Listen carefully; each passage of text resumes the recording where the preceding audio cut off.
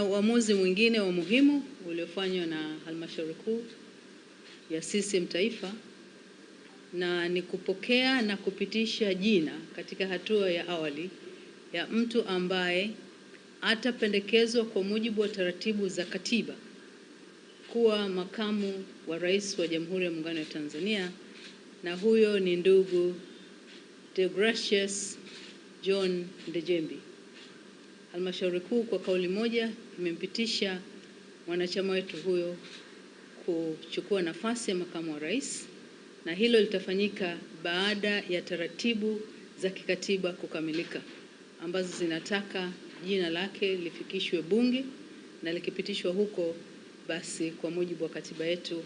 taratibu za kumwapisha zitaanza ili akamate nafasi hiyo ya juu kabisa baada ya nafasi ya Mheshimiwa Rais katika taifa letu. Asanteni.